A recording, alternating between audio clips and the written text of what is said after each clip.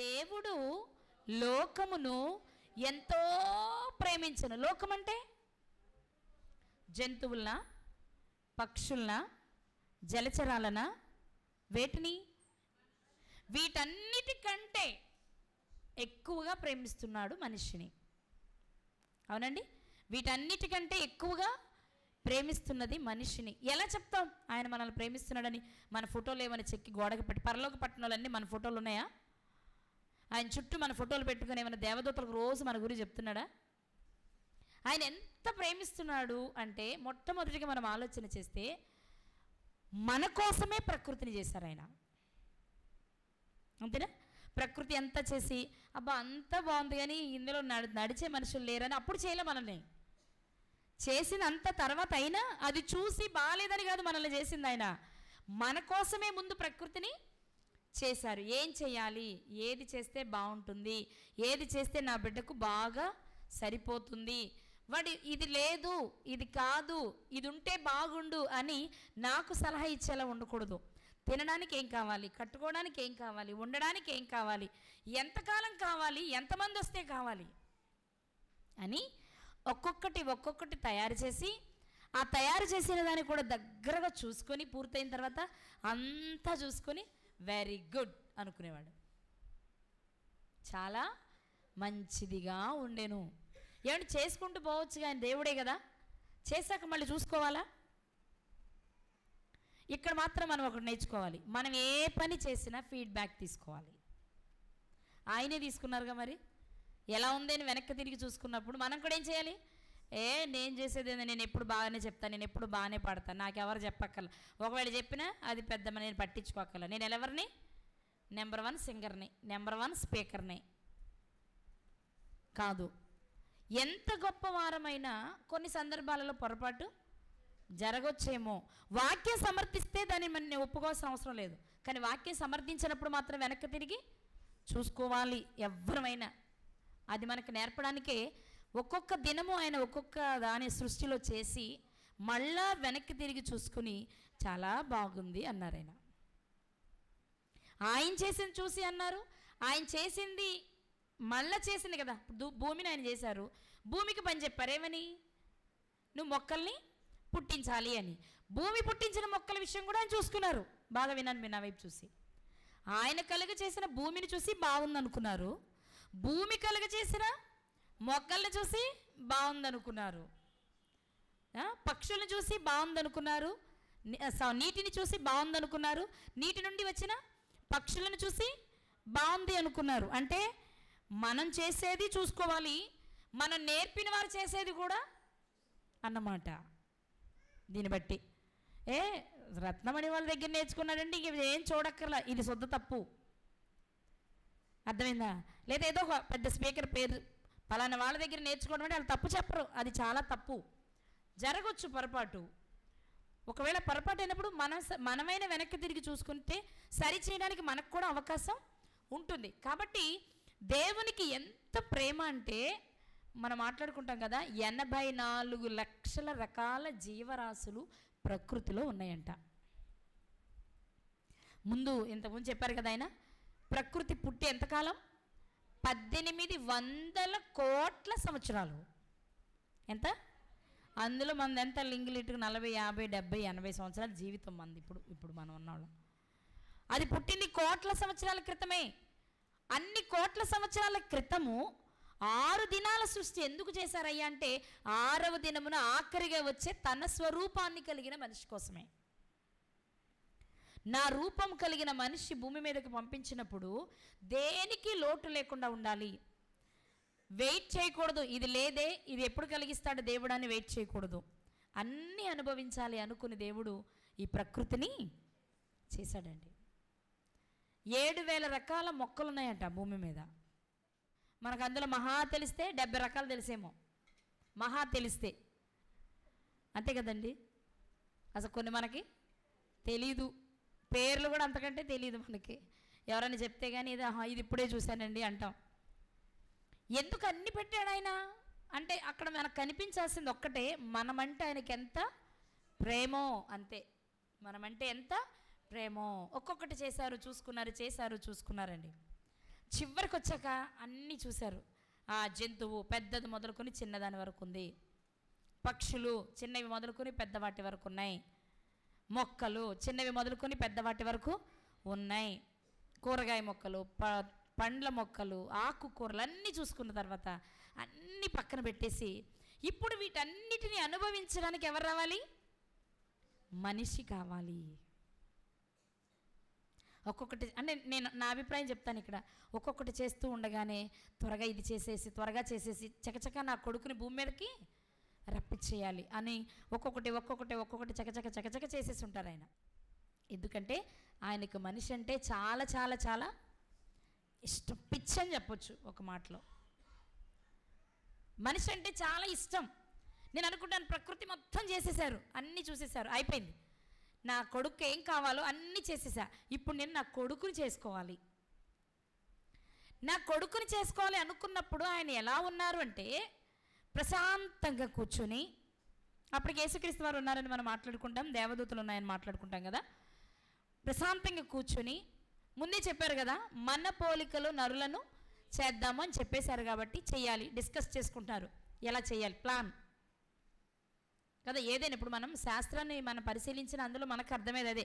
ఏదైనా ఒక ఆపరేషన్ చేయాలి అన్నా, లేదైనా ఒక క్రొత్త రకమైన విధానాన్ని కనిపెట్టాలి అన్నా ప్రశాంతంగా ఒక మీటింగ్ వేసుకొని ఆ మీటింగ్లో డిస్కషన్ చేసుకొని ఎలా మొదలు పెట్టాలి, ఎలా ప్రాసెస్ చేయాలి, ఎలా ముగించాలి, దాని రిజల్ట్ ఎలా ఉంటుంది ముందే చర్చించుకుంటారు, డిస్కస్ చేసుకుంటారు కదా. దేవుడు కూడా మనిషిని చేయాలి అనుకున్నప్పుడు అమ్మయ్య నేను అనుకున్న మనిషిని చేసే సమయం వచ్చేసింది అని చక్కగా ప్రశాంతంగా మనిషిని నిర్మించడం ప్రారంభించుంటారు. ఆ నిర్మించాలనుకున్నప్పుడు మొట్టమొదటిగా దేవుడు ఏం చేశారంటే మట్టితోనే దేహాన్ని చేయాలి అనుకున్నారు. దేనితో? మట్టితో. ఏ మట్టి అది మనకు తెలుసు కదా. యోబు గ్రంథము మీకు తెలిసిందే, అయినా చూపిస్తా ఒకసారి. యోబు గ్రంథము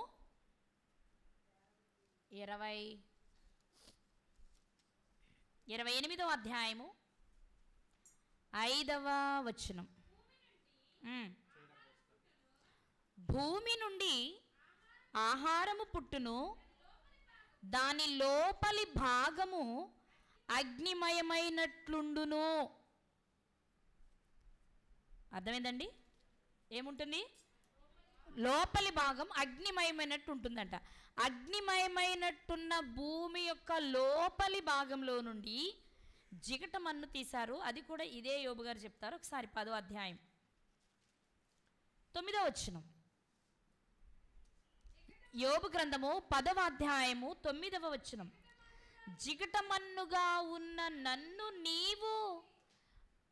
నీవు నిర్మించితివి. ఇది యోబు గారు చెప్తున్నప్పటికీ ఇది ఆదాము గారి నిర్మాణానికి సంబంధించిన మాట. ఎందుకంటే యోబు గారు మట్టితో దేహం చేయడం కాదు కదా, తల్లిదండ్రుల ద్వారా వచ్చిన వారేనా? ఏమండి, కయీను గారు ఎలా వచ్చారో మొట్టమొదటిగా ఆ పద్ధతిలో వచ్చిన వారమే మనమంతా. కానీ మరి జిగట మన్నుగా ఉన్న నన్ను నీవు నిర్మించావని ఎందుకంటున్నారు? ఆనాడు మొదటి మనిషి అయిన ఆదాము గారిని మీరు అలా చేయకపోతే నేను ఈరోజు లేను అని చెప్పడం అన్నమాట ఈ మాటలోని ఆంతర్యం. ఇప్పుడు జిగట మన్నుగా ఉన్న నన్ను నీవు నిర్మించావు చెప్పాలి. ఎలా? ఇప్పుడు చెప్పండి, దేవుడు ఏమనుకున్నారు? మనిషిని చేయాలనుకుని మట్టితో చెయ్యాలి. ఏ మట్టితో? జిగట మన్ను. అది ఎక్కడుంటుంది? భూమి యొక్క లోపలి భాగం. లోపలంటే మళ్ళీ మీకు తెలుసు 139వ కీర్తన. కీర్తనల గ్రంథము 139వ కీర్తన 15వ చరణం. నేను రహస్యమందు పుట్టిన నాడు, ఈ మాట పట్టుకోండి, భూమి యొక్క అగాధ స్థలములలో విచిత్రముగా నిర్మింపబడిన నాడు. ఈ మాట చెప్తుంది దావీదు గారు. కానీ ఈయన పుట్టింది మట్టి నుండి కాదు. అంటే ఈయన చెప్తుంది కూడా ఎవరి గురించి? ఆదాము గారి గురించే. ఒక దావీదు గారు రావాలి అన్నా, ఒక యోబు గారు రావాలి అన్నా, ఒక రత్నమణి రావాలి అన్నా మొదట ఆదాము గారు లేకపోతే మేము లేం. ఇది వాళ్ళు చెప్తున్న మాటల్లోని చెప్పాలి ఆంతర్యం, రహస్యం. ఇప్పుడు చెప్పాలి, భూమి యొక్క అగాధ స్థలములోని జిగట మన్నుతో మానవ దేహాన్ని నిర్మించాలనుకున్నారు ఆయన. తీశారు. దేంతో? దేంతో? చేతులతోనే కదా. అందుకే 119వ కీర్తన 73వ చరణం, 119వ కీర్తన 73వ చరణం, నీ చేతులు నన్ను నిర్మించి నాకు రూపు ఏర్పరచెను. ఏమంటున్నారండి? నీ చేతులు చెప్పాలి, నా వైపు చూడాలి. దావీదు గారు చెప్తున్నారు అనుకుందాం. 119వ కీర్తన దావీదు గారు రాస్తారని మనం అనుకుంటే ఆయన చెప్తున్న మాట ఏంటంటే, నీ చేతులు నన్ను నిర్మించి నాకు ఒక రూపమునిచ్చింది. అవునా? అందుకే మీరందరూ గుర్తుపెట్టుకోండి, మీరందరూ దేవుని చేత రూపించబడిన వారు. అందగాళ్ళం మనం. ఎవరమండి? చెప్పరేంటండి? ఏం మీరు అందంగా లేరా? లేరా? అందంగా లేనని బాధపడుతున్నారా? సూపర్. మనం భూమికి జానెడున్నా 7 అడుగులున్నా సరే మనం సూపరే. ఆయన ఇచ్చిన ఎత్తు అది, మనం ఏం చేస్తాం? ఆయన ఇచ్చిన రంగు అది, మనం ఏం చేస్తాం? ఆయన ఇచ్చిన ముక్కు అది, మనం ఏం చేస్తాం? కదా? అంతే. చాలా బాగున్నాం మనం, చాలా బాగుంటాం మనం. దావీదు గారు చెప్తున్నారు, నీ చేతులు నన్ను నిర్మించి నాకు రూపు ఏర్పరచెను. ఇప్పుడు దేవుడు భూమి యొక్క అగాధ స్థలములో ఉన్న జిగటమన్ను తీసుకున్నారు. అది ఎలా ఉంది? జిగురు జిగురు. చెప్పాలి, అంత ఎలా ఉంది? జిగురు జిగురుగా ఉంది. ఇప్పుడు జిగురుగా ఉన్న మట్టి ఇంత తీసుకుని, లేకపోతే 6 అడుగుల మనిషి కావాలి, ఎంత కావాలో అంత తీసుకుని, ఆయన ఎంత అనుకున్నది అంత తీసుకొని ఎదురుగా పెట్టుకున్నారు. ఏం చేయడానికి? చెప్పాలి, ఏం చేయడానికి? తన రూపాన్నిచ్చి నడిపించడానికి ఒక దేహం కావాలి. ఆ దేహాన్ని నిర్మించాలన్నప్పుడు దేవుడు మట్టి తీసుకుని కూర్చొని, ఇప్పుడు చక్కగా నీట్గా, అంటే నేల మట్టితో నరుని నిర్మించిన ఈజీగా చదివేసుకోవద్దు, కొంచెం ఆలోచిస్తూ చదువుకుందాం. ఫస్ట్ మట్టి తీసుకుని రౌండ్ షేప్ తీసుకున్నారు అనుకుందాం. ఏంటది? ముఖం, తల, బుర్ర కదా. ఇది తీసుకుని చక్కగా నున్నగా చేసి దాని మీద ఫస్ట్ ఐబ్రోస్ గీసి, దీనికి రకరకాల షేపులు, భవిష్యత్తు తరాల్లో వచ్చే షేపులన్నీ ఇందులో ఉండాలి. ఎందులో? ముందు ఒక షేప్ ఈయనకి ఇచ్చి, ఇందులో రకరకాల షేపులు బాబు. భూమిని మాత్రం చేశా, చాలా రకాల మొక్కల్ని ఇచ్చింది కదా. నీటిని మాత్రమే చేశా, చాలా రకాల జలచరాలని పక్షుల్ని ఇచ్చింది కదా. అలాగే ఒక షేపు, కనుబొమ్మలు గీయాలి, కనుబొమ్మలు ఉండాలి. ఇలా అర్ధచంద్రాకారంలో ఒక అందమైన షేప్ తీసారు. తీసిన వెంటనే మనం, అంటే నేను ఎందుకు ఇలా చెప్తున్నానంటే, పిల్లలు మనుషుల బొమ్మ చేసేటప్పుడు ఇలాగే మొదలు పెడతారు. మధ్యలో ఇలా నొక్కి ముందు ముక్కు తీస్తారు, ఆ తర్వాత కళ్ళు తీస్తారు. అంటే ఆయన ఎలా తీస్తాడో నాకు తెలీదు. మన పిల్లలు చేసేదాన్ని బట్టి ఆయన కూడా అలా చేసి ఉంటారు అనుకుంటున్నా. ఎందుకంటే చూడగానే మనం కూడా ఏం చూస్తామండి? ముక్కే చూస్తాం, ఆ తర్వాత కళ్ళు చూస్తాం కదా. బక్కుటేరులా ఉంది ముక్కు అంటాం. ఎందుకని? ముందు అదే కనపడుద్ది. లేకపోతే బండ ముక్కు ఎంత ఉంది అంటాం, లేకపోతే చప్పుడు ముక్కు అంటాం. అంటే ఆ షేప్ రావడానికి తీస్తాం కదా. ఆయన చక్కగా ఇలా నున్నగా తీసి, అద్దంలాగా తీసి, దాని మీద చక్కగా ఇలా బోటు మీద గీస్తాం కదా మన బొమ్మలో, అలా చక్కగా కనుబొమ్మలు గీసి, ముక్కు తీసి, కన్ను గీయాలి. కనుబొమ్మ గీసిన తర్వాత కళ్ళు గీయాలి, ఒక రెప్ప, ఆ రెప్ప పైన వెంట్రుకలు. ఆ వెంట్రుకలు కొందరికి రకరకాలు, కొందరికేమో ఇలా పైకి తిరుగుంటాయి, కొందరికేమో ఇలా ముందుకు సూదిగా పొడుచుకున్నట్టు ఉంటాయి, కొందరికేమో వెడవెడంగా ఉంటాయి, కొంతమందికి ఏమో దగ్గరగా ఒత్తుగా ఉంటాయి. ఎన్ని రకాలు! నేను అనుకుంటాను, ఆదాము గారికి చేసేది ఒకటే, కానీ ఇన్ని రకాలు ఉండాలి అనుకుంటూ ఇక్కడ ఒక షేప్ తీస్తూ ఉండుంటారు ఆయన. అంతేనా? మరి కన్ను కూడా ఏ షేపు? అర్ధచంద్రాకారంగా ఉంటుంది కదా. ఇలాగే ఉంటుంది. దాని లోపల మళ్ళీ ఒక గుడ్డు, ఆ గుడ్డులో నల్ల గుడ్డు, ఆ గుడ్డులో పాప, కంటి పాప, కన్ను పాప. ఇది బయట నుంచి ఏదైనా రాగానే గొక్కుని కళ్ళు మూసుకోవాలి, రెప్పలు మూయాలి. అలా 2 కళ్ళు చేసి, అబ్బాయి ఎంత బాగుందో అనుకుని ఉంటారు కదా. ఆయన కూడా 6 దినాలు ఒక్కొక్కటి చేసి ఏమనుకున్నారు అనుకున్నప్పుడు, మరి కన్ను చేయగానే బాగుంది, ముక్కు చేయగానే బాగుంది, పెదవులు చేయగానే బాగుంది. నేను అంటాను ఆదాము గారు బహు అందగాడై ఉంటాడు. ఎందుకంటున్నానంటే మొట్టమొదటి దానిని చాలా శ్రద్ధగా చేస్తాం, అవునే కదా? అంతెందుకండి, మొదటిసారి గర్భవతి అయితే తీసుకున్న జాగ్రత్తలో రెండోసారి మూడోసారి తీసుకుంటారా? మ్యాక్సిమం తీసుకోరు, ఏదైనా ఇబ్బంది అయితే తప్ప. మొదటిసారి మాత్రం ఇదే మొదటి కానుపండి, ఇదే తొలి కానుపండి, నాకేం తెలియదు కదండి, అమ్మాయికి మొదటిసారి అండి, అదండి ఇదండి అంటాం. ఎందుకని? మొదటి దాని మీద ఉండే శ్రద్ధ వేరు ఎవరికైనా సరే. అంటే దేవుడు మిగిలిన వాటిని నిర్లక్ష్యం చేశారని కాదు, కానీ ప్రకృతిలోనే తన రూపాన్ని ఇచ్చి ఒక మనిషిని పంపాలనుకున్నప్పుడు ఆ ఆకారాన్ని చేస్తున్నప్పుడు ఆయన అంత శ్రద్ధగా చాలా ఇష్టంగా మొట్టమొదటిగా మనిషిని ఇంట్రడ్యూస్ చేయాలనుకున్నప్పుడు దేవుడు కూడా ఎలా చేస్తుంటారు?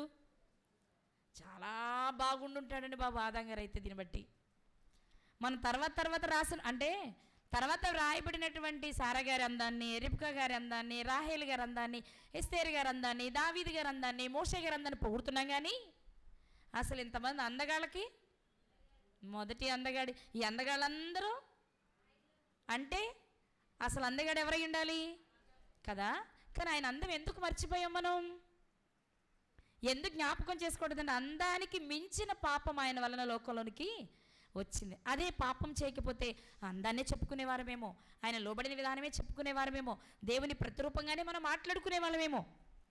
ఆయనకి దేవుడిచ్చిన సౌందర్యం కంటే ఆధ్యాత్మికంగా తన సౌందర్యాన్ని కోల్పోవడం వలన కోల్పోయిందే చరిత్రలో ఆయన పట్ల మిగిలిపోయింది తప్ప ఆ అందాన్ని ఎవరూ గుర్తించలేకపోయాం. కానీ ఆలోచన చేస్తే దేవుడు మొట్టమొదటిగా ప్రకృతిలోనికి పంపిస్తున్న ఆకారం కదా, చాలా శ్రద్ధ తీసుకొని ఉంటారు. పైగా ఆయన పుట్టడమే బాల్యం లేదు, మంచి యవ్వనంలో. అంటే అందుకేనే నా అభిప్రాయం అండి, అందుకేనేమో ఎంత చిన్నప్పుడు బాగోనోళ్ళైనా యవ్వనం వచ్చేటప్పటికి వంకరకాళ్ళు తిన్నగాయని అంటారు కదా సామెత లోకంలో. ఎందుకయ్యా యవ్వనంలో అంత అందం అంటే? మరి యవ్వనం వచ్చిన మనకి, మనం అన్ని బాల్యంలో అనుభవించి వచ్చిన యవ్వనం వచ్చేటికి మనకింత అందమైతే అసలు పుట్టికే యవ్వనం అంటే ఎంత అందంగా చేస్తుంటారు ఆయన్ని? మామూలుగా ఆలోచిస్తే ఎంత అందం చేస్తుంటారు ఆయన్ని కదా? చాలా అద్భుతంగా ఉండుంటారండి ఆయన. మంచి హైటు, మంచి వెయిట్, మంచి కలరు, ఏది చూసినా అదే స్ఫురద్రూపి అంటారు కదా, అట్లా చూడగానే అబ్బాయి ఎంత బాగున్నాడు అనుకునేలా ఉండుంటారేమో ఆయన. ఎందుకంటే నేను చెప్పనా, దేవునికి శరీరం లేదు, దేవునికి శరీరం లేదు. కానీ తన పోలికనిచ్చి శరీరంతో ఉన్న ఒక మనిషిలో తనను చూసుకోవాలనుకున్నప్పుడు చాలా అద్భుతంగా చేసుకుంటారు. ఇప్పుడు ఆయనలో ఈయన చూసుకోవాలి. అలా చూసుకునేటప్పుడు ఏం చేస్తారు? పిచ్చి పిచ్చిగా చేస్తారా? వాళ్ళంటే ఇష్టం లేకపోతే పిచ్చిగా చేస్తాం, కానీ మరి అందులో మనల్ని చూసుకోవాలిగా. మన దృష్టికి ఎప్పుడు గొప్పలో అందగాళ్ళం కాబట్టి ఖచ్చితంగా ఎలా చేస్తాం? అందంగానే చేస్తాం. ఎలా చేస్తామండి? అందంగానే చేస్తాం. కాబట్టి ఆదాము గారిని నిర్మించినప్పుడు ఒక కన్ను చేయగానే కన్ను బొమ్మ, కన్ను రెప్ప, కన్ను గుడ్డు ఎంత బాగుందో. ఒక ముక్కు, అసలు ముక్కు ఇలా కాకుండా మొత్తం ఒక్కలాగా ఉండి మధ్యలో లేకుండా రంధ్రాలు లేకుండా ఏకముక్కుగా ఉంటే ఎలా ఉంటుందో సరుహించండి. ఇప్పుడు మనకి 2 రంధ్రాలు ఉన్నాయి కదండి, ముక్కు రంధ్రాలు. అలా 2 కాకుండా మధ్యలో గోడ లేదు, ఒకటే ఉంది మొత్తం ఇక్కడి నుంచి ఇక్కడికి అనుకోండి, ఎలా ఉంటుంది? బాగోదు. ఎందుకంటే ఆయన అందంగా ఉందని చేసిందంటే అదే అందం కాబట్టి మిగిలినది అందం కాదని. దాని కింద పెదవులు, అవి 2, ఆ 2 పెదవులకు లోపల 32 పళ్ళు, దాని నడుమ అందమైన నాలుక. ఒక్కొక్కటి అంటే ఏది మనకు తెలిసిన అవయవాలే, కానీ ప్రతి దానిని ఒక్కొక్క దానిని ఒక్కొక్క పదార్థంతో చేసి ఒక్కొక్క దానికి ఒక్కొక్క అందాన్ని ఇచ్చి అంత అయిపోయాక చూసుకుని చాలా బాగున్నాయి నీ పెదవులు కదా, చాలా బాగున్నాయి నీ పళ్ళు. కొంతమంది ముక్కు చూస్తే బాగుంటుంది, కొంతమంది కనుబొమ్మలు చూస్తే బాగుంటుంది అనిపిస్తుంది కదా. కానీ నేను అంటాను, ఇది చూస్తే కొంతమందిలో బాగుంటుంది, అది చూస్తే కొంతమందిలో బాగుంటుంది అంటాం. కానీ ఇలా ప్రతీదీ బాగున్న మొట్టమొదటి మనిషి ఎవరు? ఎందుకో తెలుసా? ఆయన ఇష్టపడి చేసుకున్నారు. ఎలా చేసుకున్నారు? ఇష్టపడి చేసుకున్నారు. మొట్టమొదటిది. ఇంకా తర్వాత ఎన్ని వచ్చినా ఎలా వచ్చినా మొదటి దాని మీద ఉన్నంత ఇష్టం అంటే మిగిలిన ఇష్టం లేదని కాదు, కానీ మొదటి దాని మీద ఉన్నంత మక్కువ, మొదటి దాని మీద చూపించినంత శ్రద్ధ మన మిగిలిన వాటి మీద. ఎందుకంటే మనమైనా సరే ఒక 100-1000 చేయాలనుకోండి, మొదటిసారి చాలా జాగ్రత్తగా చేస్తాం, ఇక ఆ తర్వాత మనకు కూడా ఈజీ అనిపిస్తుంది. ఎలా ఉన్నా ఏం కాదు, మొదటిసారి చేసేప్పుడు ఏమైనా చెడిపోద్దేమో, ఎక్కడన్నా పాడైపోద్దేమో అని మనం చూస్తాం, అంటే మనుషులుగా మనమైతే. కానీ మనుషుల మీద మనమే ఒక 10 చేసేటప్పటికి ఏమనిపిస్తుంది? ఏం కాదులే, కొంచెం లావైతే ఇందులో ఏముందలే ముక్కు, ఏమైందిలే కొంచెం చిన్న అయితే కళ్ళు అనిపిస్తుంది మనకి. కానీ ఈ ఆలోచన మొదటి చేసేటప్పుడు ఉంటుందా?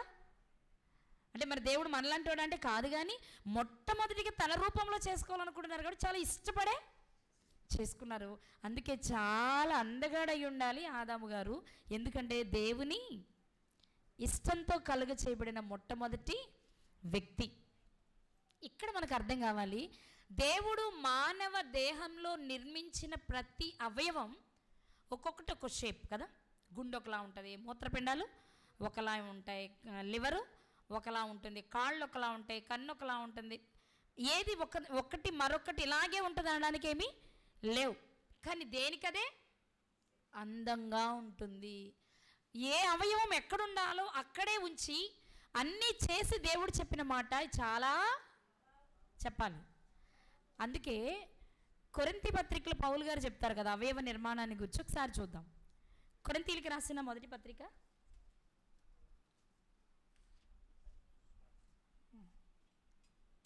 12వ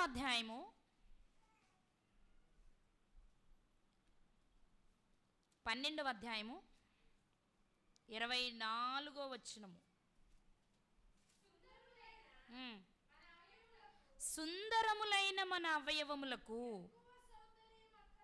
చాలు. మన అవయవాలు ఎలాంటివట? నా వైపు చూసి చెప్పండి. మన అవయవాలు ఎలాంటివట? మళ్ళీ ఒకసారి నా వైపు చూసి చెప్పండి. మన అవయవాలు ఎలాంటివట? నా వైపు చూసి చెప్పండి రా. మన అవయవాలు సుందరం, ఇది దేవుడు చెప్పిన మాట. కానీ మనకి ఎలా అనిపిస్తున్నాయి కొన్ని? అప్పుడు నేను కొంచెం ఎత్తుకుంటే ఎంత బాగుండు, నా ముక్కు కొంచెం సన్నగా ఉంటే ఎంత బాగుండు, నేను ఇంకొంచెం రంగు ఉంటే ఎంత బాగుండు అనుకుంటున్నాం కదా. అంటే ఏదో మనకు లోపంగా అనిపిస్తుంది. మనకు లోపంగా అనిపించేదే దేవునికి అందమైందైతే ఇక మొదటిసారి లోపమే లేని మనుషులు ఎలా ఉండాలి చెప్పాలి? ఎలా ఉండాలి? చాలా అందగడై ఉండాలి. ఎందుకయ్యా అంత అందం ఇచ్చావు అంటే, వాడు నా పోలికండి.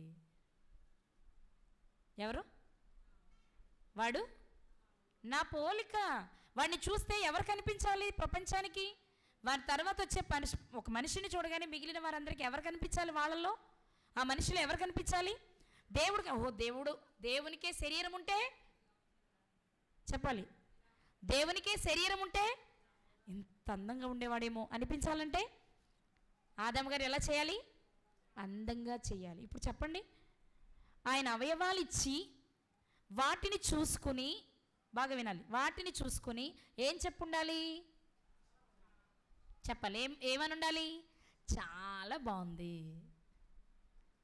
అంత అందంగా అంత శ్రద్ధగా చేస్తే అందులో ప్రేమ లేదా? ప్రేమ లేకపోతే శ్రద్ధగా చేస్తామండి? చెప్పాలి.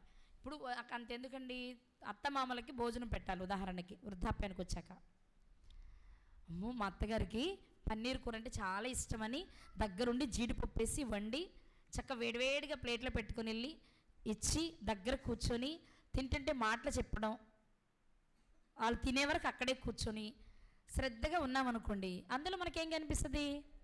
ప్రేమ కనిపిస్తుంది.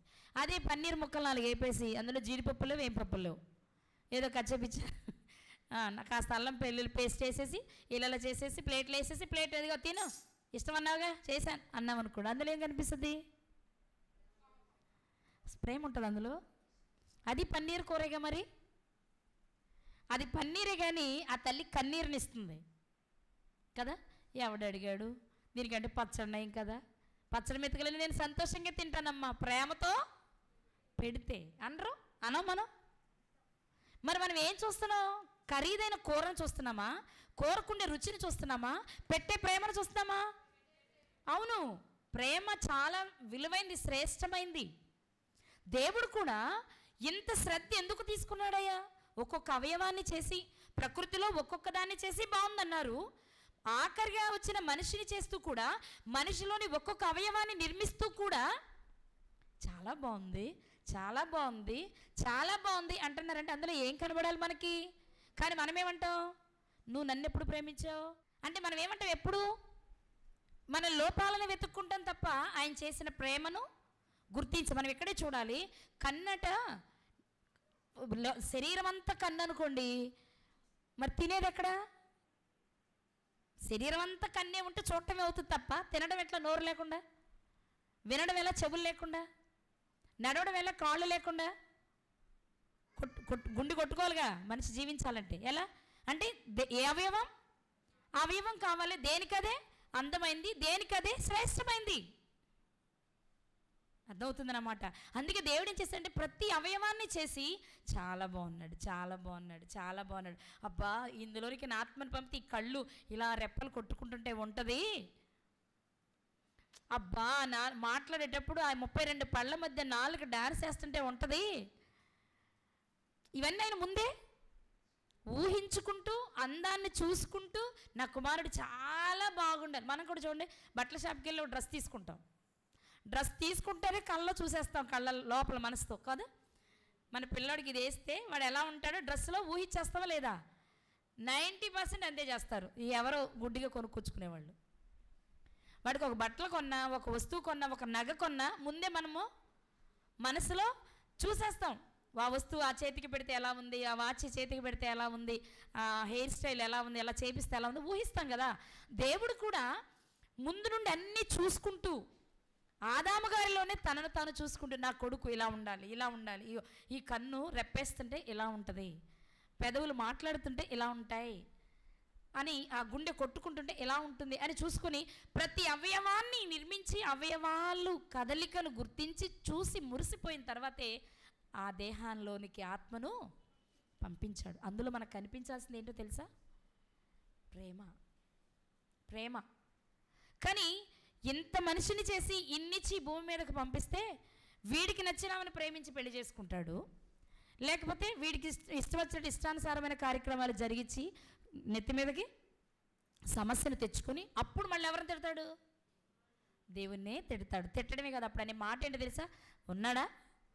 అసలు ఉన్నావా? అసలు ఉన్నావా? ఉంటే కళ్ళు మూసుకున్నావా అంటాడు. ఆయన కళ్ళు మూసుకుంటే నువ్వెప్పుడో అయిపోయేది నీ చాప్టర్.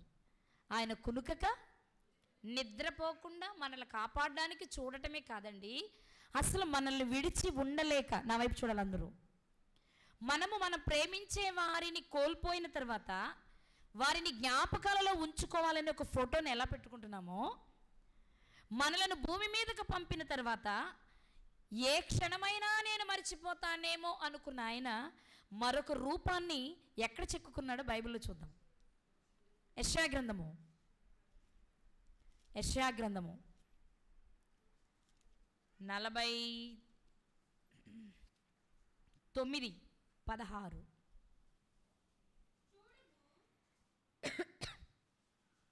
యెషయా గ్రంథము 49వ అధ్యాయము 16వ వచనము. మనల్ని పిలుస్తున్నాడు. ఇటు చూడొకసారి. ఏంటి ప్రభువా, నేను నిన్ను మర్చిపోయాను అనుకుంటున్నావు కదా, నేను నిన్ను చూడట్లేదు అనుకుంటున్నావు కదా, నిన్ను చూడకుండా నేను ఒక్క క్షణము కూడా, చెప్పాలి, నిన్ను చూడకుండా నేను ఒక్క క్షణము కూడా ఉండలేక నేను ఏం చేసుకున్నానో తెలుసా? నిన్ను భూమి మీదకి పంపించి నా కనుదృష్టి నీ మీద పెట్టి నిలపడమే కాదు, ప్రతి క్షణం నీ రూపాన్ని తలుచుకోవడానికి నేనేం చేశానో చూడు అంటూ ఆయన చెప్తున్న మాట. నా అరచేతుల మీదనే, ఎక్కడంట చెప్పాలి, ఎక్కడంట? అరచేతుల మీద ఏం చెక్కారు? ఏమండి, ఇవాళ భూమి మీద నివసిస్తున్న మనుషులు ఇప్పుడు 800 కోట్లని లెక్కలు కడుతున్నారు, ఇంకా పెరిగే ఉండొచ్చు.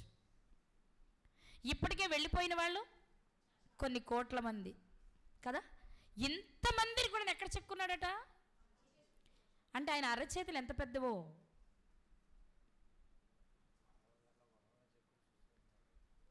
మనమైతే ఒక్కరిని చెక్కడం కష్టమే, అర్థమవుతుందండి? అరచేతుల మీద చెక్కుకుని చూసుకుంటున్నాడట. ఎందుకు చెప్పాలి? ఎందుకు? మనమేమో ఆయన ఇచ్చిన 2 చేతులతో ఆయన్ని నెట్టేస్తున్నాం, కానీ ఆయన మాత్రం పిచ్చోడా, నిన్ను చూడకుండా నేను ఎలా ఉండగలనురా, నిన్ను చూడకుండా అసలు నేను ఉండగలనా? మన పిల్లల విషయంలో మనం కూడా అలాగే మాట్లాడుతూ ఉంటాం కదా 4 రోజులు హాస్టల్లో ఉంచాలంటే చూడాలి. మీకే ఇంత ప్రేమ ఉంటే అసలు ఆయన ప్రేమను కొలవగలమా? ఎక్కడ చెక్కున్నాడట? అరచేతుల చెక్కుని ఏం చేస్తున్నాడు చెప్పాలి? ఏం చేస్తున్నాడు? ఎంత పిచ్చండి మనమంటే ఆయనకి. నిజంగా అంత చెయ్యాలా? ఆయన అంత చెయ్యాలా? గోడకు పెట్టా రోజు గుర్తు చేసుకో, చూస్తాను తప్ప. అలాంటిది మనల్ని కలిగించిన, సాక్షాత్తు సమస్తాన్ని కలిగించిన దేవుడేనట. నిన్నెప్పుడైనా మర్చిపోతానేమో అనుకున్నాడేమో. ఒక్క క్షణం కూడా మనల్ని వదిలి ఉండలేక, ఒక్క క్షణం కూడా మనల్ని మర్చిపోలేక మళ్ళీ ఎక్కడో కాదండి, కనబడని చోట్ల కాదు కదా. అరికాలనుకోండి కనబడద్దా? కింద ఉండిపోద్ది. తొడ మీద అనుకోండి కనబడద్దా? కనబడదు. కానీ మరి ఎక్కడ? కళ్ళల్లో పెట్టుకొని చూసుకోవాలి అంటే అరచేతిలో ముద్రించుకున్నాడు, అరచేతిలో చెక్కుకున్నాడట నీ రూపాన్ని. అరచేతిలో నీ రూపాన్ని చెక్కుకొని ప్రతిరోజు నిన్ను చూసి మురిసిపోవాలనుకుంటున్నాడు ఆయన. కానీ ఎంతమంది ఆయనకు ఆ సంతోషాన్ని ఇస్తున్నారు?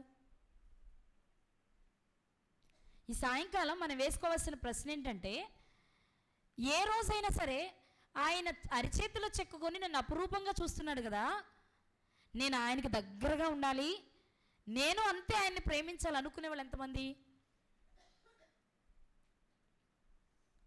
ఆలోచించేయండి. నిన్ను ప్రేమించేవారిని ప్రేమిస్తావు, నిన్ను ప్రేమించేవారిని ప్రేమిస్తావు లోక సంబంధంగా. కానీ మనుషులు ఎవ్వరూ చూపలేని శాశ్వతమైన ప్రేమ కదా ఆయన మన పట్ల చూపించేది. మరి ఆ ప్రేమను కొలవాలి అంటే నువ్వెక్కడికి వెళ్ళకు, ఒక్కసారి నువ్వు మంచం మీద పడుకొని ఆయన చేతులు ఊహించుకుంటే, ఆయన చేతుల్లో నీ రూపం ఉంది అన్నప్పుడు నీకు చాలా భయం వేయాలి. నాలో ఏముందని నన్ను తన అరచేతుల్లో చెక్కుకున్నారు ఆయన. నేను ఆయనకి ఏం చేస్తున్నానని అరచేతుల్లో చెక్కుకొని నన్ను చూసుకుంటున్నాడు. ఆయనే అరచేతుల్లో చెక్కుకొని చూడకపోతే మనం ఈ పాటికి ఎవరి జ్ఞాపకాల్లో ఉండేవాళ్ళం కాదు. కానీ ఆయన ఎంత ప్రేమిస్తున్నాడంటే, నువ్వు ఎలా ఉన్నా సరే రాకపోతాడా, తిరిగి రాకపోతాడా, నా చెంతకు చేరపోతాడా అని, ఇంకా ఏ చేతులతో నిన్ను నిర్మించాడో ఆ చేతుల్లోనే మరొక వైపు నీ ఫోటో చెక్కుకొని ప్రతి క్షణం చూసుకుంటూ ఉంటే నువ్వు మాత్రం అసలు ఆయన ఎవరో అన్నట్టు దూరం చేసేస్తున్నావు. ఈ సాయంత్రం దేవుడు మనకు సెలవిస్తున్న మాట, ఆయన ప్రేమకు కొలమానం లేదు, దేనితో నువ్వు కొలవలేవు. నువ్వెంత కొలిచినా ఇంకా మిగిలే ఉంటుంది. ఏంటది? ఆయన ప్రేమ అండి, ఆయన ప్రేమ. అందుకే శాశ్వతమైన ప్రేమ అన్నారు దాన్ని కదా. శాశ్వత ప్రేమతో నీవు నన్ను ప్రేమించుచున్నావు, ఇర్మీయా గ్రంథంలో చూస్తాం అన్నమాట. ఈరోజు మన జ్ఞాపకం చేసుకోవాల్సిన విషయం, నేను ఎక్కడ ప్రేమించావు అనుకో, నీకోసమే ఈ ప్రకృతి అంతా. నన్ను ఎక్కడ ప్రేమించావు అనుకో, నీకోసమే ఏదైనా. కానీ ప్రకృతి తిరగబడుతుందన్నా, నీవు ఇష్టమైన వారు నీకు ఎదురు తిరుగుతున్నారన్నా, నువ్వు ఆయనకి ఎదురు తిరగడం వల్ల జరుగుతుందే తప్ప ఆయనైతే నిన్ను దూరం చేసుకోవాలనుకోవట్లేదు. ఆయన ప్రేమను నీకు దూరం చేయాలని కూడా అనుకోవట్లేదు. ఒకసారి ఆలోచించండి, ఆయన ప్రేమ ఎంత గొప్పదో తెలుసా? ఎంత గొప్పదో తెలుసా? తన చేతుల్లో అరచేతుల్లో చెక్కుకున్న మన రూపాలను చెరుపుకోలేకనే మన కోసం తన ప్రియకుమారుని అర్పించడానికి ఇష్టపడ్డారు ఆయన. ఎంతమందిని నేను దూరం చేసుకోలేను, అంతమంది కోసం ఒకరు వెళ్ళడం మంచిది అనుకున్న దేవుడు యేసుక్రీస్తు వారిని ఈ లోకానికి పంపించారండి. నిజంగా ఆయన ప్రేమ చాలా అద్భుతమైంది. ఈ లోక సంబంధమైన ప్రేమలతో నువ్వు దేవుని ప్రేమను కొలవకు. ఈ లోక సంబంధమైన ప్రేమలు అశాశ్వతమైనవి. బాగుంటే ప్రేమిస్తారు, బాగోపోతే వాళ్ళే తిడతారు, అవసరమైతే వాళ్ళే కొడతారు కూడా. ఇలాంటి ప్రేమను చూసి దేవుని ప్రేమను తక్కువ చేసి దేవుణ్ణి దూరం చేసుకోవడం మూర్ఖత్వం అవుతుంది. ఆయన మరి మనల్ని ఏమడుగుతున్నారు? నీకన్నీ ఇస్తా, నా చేతుల్లో పెట్టుకుని నిన్ను చూసుకుంటా, కానీ ఒక్క పని చేయి చాలు. ఇంత చేస్తున్న నాకు నువ్వేదో ఒకటి చెయ్యాలిగా, చేయొద్దా? మనం ఉంటామండి, మనకు 10 సార్లు ఎవరైనా ఏదైనా పెట్టారనుకోండి, మనకేమనిపిస్తుంది? 10 సార్లు కాకపోతే నేను ఒక్కసారైనా పెట్టాలనిపిస్తుంది కదా. మరి దేవుడు మనల్ని ఎంత ప్రేమిస్తుంటే మనం ఆయన్ని ప్రేమించాలని ఒక్కసారైనా అనిపించదా? అనిపిస్తానంటున్నాడు, నువ్వు నా కోసం ఏదో చేయొద్దు కానీ ఒక చిన్న పని చేయవా, నా ఆజ్ఞల ప్రకారం నడువు చాలు. ఎందుకు? వాటి ప్రకారం నడిస్తేనే మళ్ళీ తిరిగి నా దగ్గరకు ఆయన ఆజ్ఞల ప్రకారం నడవమనడంలోని ఆంతర్యం ఏంటో తెలుసా? నిన్నేదో శిక్షించాలని కాదు, తిరిగి నువ్వు తన ఒడిలోనికే వెళ్ళిపోవాలని. అది మాత్రమే. అందులో కూడా ప్రేమే. నిన్ను చేయడంలో ప్రేమ, నిన్ను నడపడంలో ప్రేమ, నిన్ను తన దగ్గరకు చేర్చుకోవడంలో కూడా. నిన్ను ఆజ్ఞల ప్రకారం నడవమనేది ఎందుకంటే అలా నడిస్తేనే తిరిగి నా దగ్గరకు వస్తావు కాబట్టి నిన్ను తిరిగి చేర్చుకోవడం కోసమే ఆయన ఆజ్ఞల ప్రకారం బ్రతకమంటున్నాడు తప్ప మరొకటి ఏమి స్వార్థం ఆయనలో లేదు ప్రియులారా. మరి ఏం చేస్తున్నాం మనం? ఇంత ప్రేమించిన దేవుని, మంచి భార్య వస్తే చాలా ప్రేమిస్తావు, మంచి భర్త వస్తే చాలా ప్రేమిస్తావు, నీ పిల్లలు నీ మాటింటే ప్రేమిస్తావు. కానీ నీ భర్త నిన్ను ప్రేమించాలన్నా, నీ భార్య నీకు లోబడాలి అన్నా, నీ పిల్లలు నీ మాట వినాలి అన్నా వాళ్ళకి ఆ మనస్సును కలిగించింది ఎవరు? ఎందుకు కలిగించాడో తెలుసా? నువ్వంటే ఆయనకి ఇష్టం కాబట్టి. వాళ్ళకి ఆ మనసు ఎందుకు ఇచ్చాడు? నువ్వంటే ప్రేమ, నువ్వంటే ఇష్టం. అమ్మో నా కూతురు వాళ్ళ మాట వినకపోతే ఎక్కడ నలిగిపోద్దో, అమ్మో నా కొడుకు భార్య మాట వినకపోతే ఎంత నలిగిపోతాడో, వద్దు వాళ్ళకి మంచి భార్యని, మంచి భర్తని, మంచి పిల్లల్ని ఇస్తే వారి ద్వారా వాళ్ళు చాలా సంతోషంగా ఉంటారు, నాకు దగ్గరగా ఉంటారు. మరి మధ్య మధ్యలో ఎందుకయ్యా మనం మాట వినని వాళ్ళు మనకు తారసపడతారు అంటే మనల్ని టెస్ట్ చేయడానికి మాత్రమే, మనం టెస్ట్ చేయడానికి మాత్రమే అలాంటి వారు మనకు మధ్యలో కనిపించేది. మన భార్యలు మంచోళ్ళే, మధ్యలో మనల్ని విసిగిస్తారు. ఎందుకు? ఆయన పరీక్షలో మనం ఉన్నాం కాబట్టి వీళ్ళని ఎలా చిందరవందర చేస్తూ ఉంటాడు, అంతే తప్ప మనమంటే ప్రేమ లేక కాదు.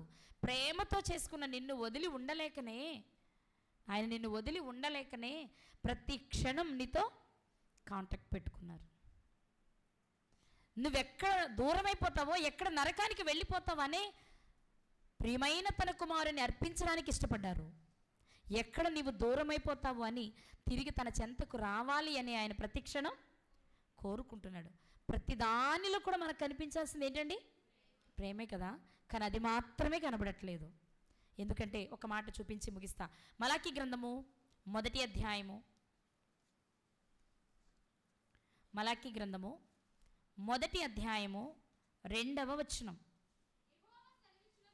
యెహోవా సెలవిచ్చినదేమనగా, నేను మీ ఎడల ప్రేమ చూపియున్నాను.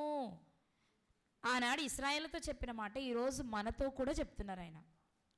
ఇశ్రాయేలు నా జ్యేష్ఠ కుమారుడు, ఇశ్రాయేలు నా వాగ్దాన పుత్రుడు, ఇశ్రాయేలు నేను కోరుకున్నవాడు అన్నారా? ఈరోజు మనల్ని చూసి కూడా చెప్తున్న మాట అదే. నేను మీ ఎడల ఏం చూపిస్తున్నాను? ప్రేమ చూపిస్తున్నాను. అయితే మీరేమంటారు?